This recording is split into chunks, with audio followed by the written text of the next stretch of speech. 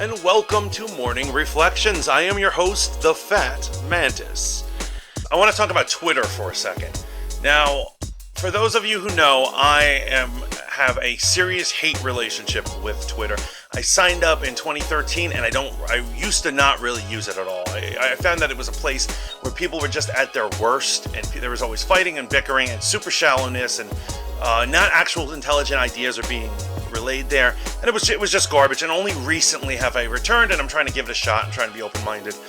People say you should really use it. It's a great tool. So I started to do this, and recently I just encountered this phenomenon where a Hollywood director on Twitter attacks a journalist. Now, what it is, the Hollywood director read a misquote of what that journalist said, and basically, like the telephone game, completely misunderstood what this journalist said, and they attacked them, and of course it escalated into this kind of Twitter argument, and eventually this Hollywood director, picking on the journalist, ends up insulting them, like actually using insulting words, which I was like, that is just, and it was just gross. It's not totally disgusting, but it is gross. It's tacky, totally uncalled for. And what this was all about is it came down simply to the definition of what a dick pic is. Now, for the purposes of this video, for the rest of it, I will not be bleeping out the word dick pic. We will use it as a scientific term. I think in this day and age, it's basically a scientific term, so dick pic is on the table. I mean, dick pics have become so common and so normal. Basically, it used to be something of disgust, but at this point, it's basically a standard phase of the courtship process. At one point, you're sending flowers and you're going out for drinks, and the next thing you know, blam, you're sending a dick pic. Welcome to 2020. But I think...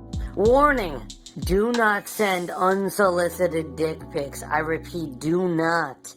It could be disastrous. Like they say, the pharaohs of old used to get naked and have the artists chisel out these small little rocks and likenesses of their packages, and then he would hand them out, almost like they were like trinkets or forget-me-nots. He'd hand them out to all the harem girls. Completely normal. I'm gonna hit you off with this little factoid. Louis-Jacques Mondi Degas, French artist, in 1836 invented the first portable camera. The cameras back before that were the size of like tents, and it would take all this processing, and he made what we would consider the modern day camera. So he is credited as the first camera maker. And what's the first thing he took a picture of? That's right, his package. And then after it was developed, he took it, he put it in a letter, and he sent it to Brunhildegard Marie Mustachio, a young lady that he was having a long-distance courtship and correspondence with, and he left a note with it. It's simply one sentence. It said, "What do you think?" So, I'm saying this is all very natural stuff, completely natural stuff. But getting back to our Twitter feud, our director was arguing against the idea that a statue's dick pic can be construed as a dick pic, and I'm here to fight that idea. And the first thing I want to hit you off with is the grandma test. So I want you to go to the MoMA. I love museums, by the way. I absolutely love hanging out in museums. They're great places. But go to the MoMA or whatever your local art museum is, and go to the statues, like the Greek statues or whatever, or the French Renaissance paintings, and go up to the guys and just take a quick picture of their genital region.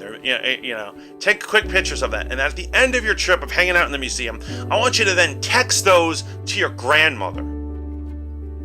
Now the question is, would you actually do that? Would you actually hit send and actually send it to your grandmother?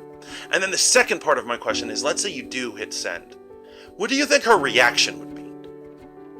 And here's what I'm saying. If you're scared to send those, or if you think your grandmother would be disgusted that pictures of statue dicks are coming at her, then then my argument is that a statue dick, a picture of it, is a dick pic, plain and simple.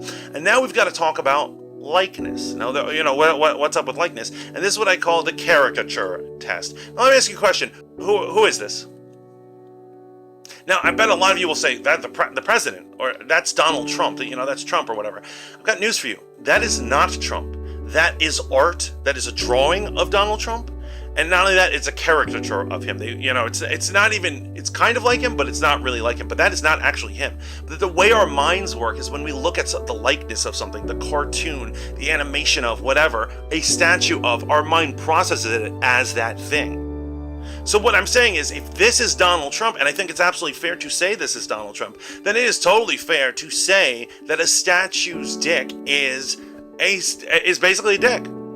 In the world of biology, it's not, but it basically is. And using the grandma test and the caricature test, since they pass both, I'm gonna have to argue that a statue's cock and a picture of is absolutely a dick pic. And I would say that vicious director on Twitter was wrong.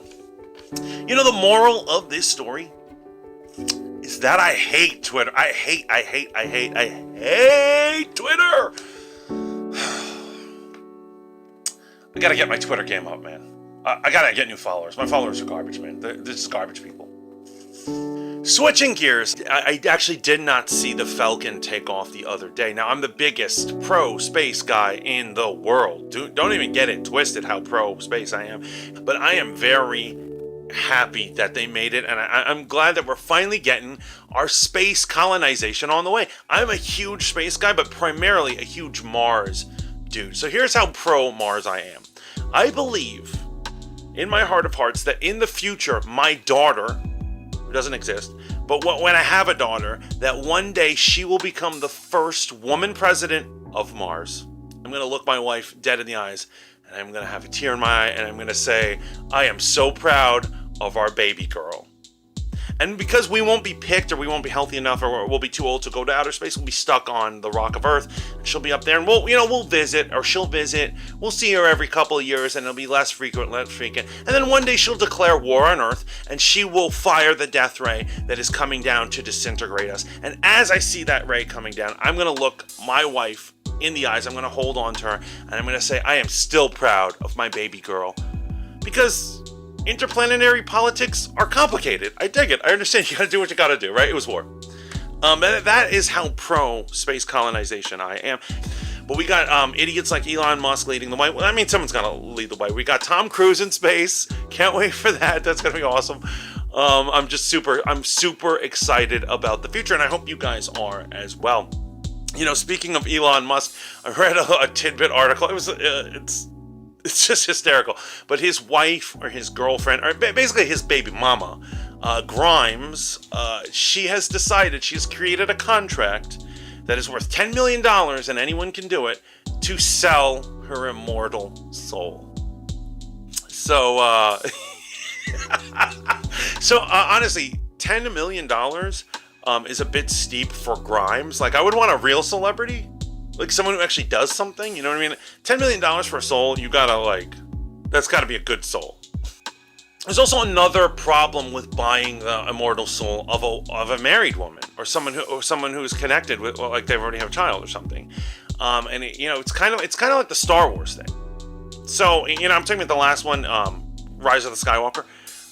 So the moment, I was always hoping for the chocolate swirl ending. I was hoping that Rey would get with Kylo Ren.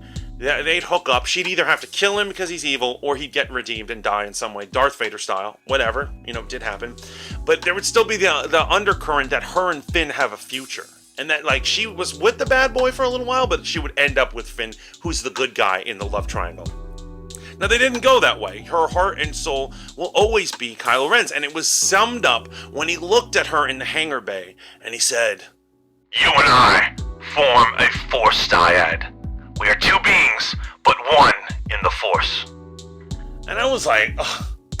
Because what that is space talk. This is what space people say for basically saying, you are my soulmate, and I have actual evidence of it.